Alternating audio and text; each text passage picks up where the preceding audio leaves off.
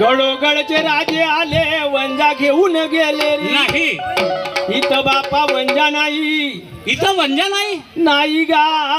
अरे वंजारी नगरामध्ये वंजा भरपूर म्हणावं. आले बापा जाऊ चौथ्या कोणामध्ये. अरे अरे पिताजीने का सांगितला? काय सांगितलं?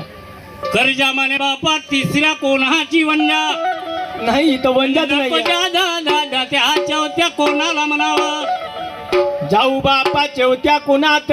पहिलेच म्हणलो चाला बंद अरे वा. नाही.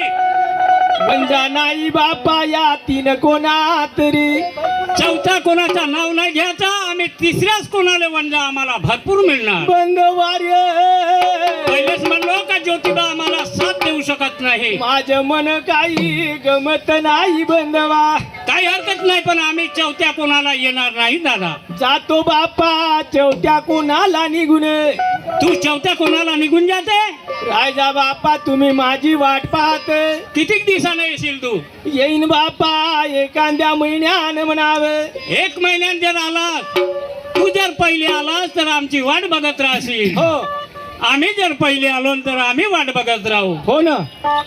एक दिवस जास्त झाला आम्ही निघून जाणार म्हणावं. एक दिवस बापा जास्त जरी झाला होय. निघून जाजा माझ्या बंद वागा. अरे दादा नको जाऊ त्या चौथ्या कोणाला. तो बापा चौथ्या कोणामध्ये. अरे नको त्या चौथ्या कोणाची आशा घेऊ दादा. जाऊ दे रे मला जाऊ दे रे.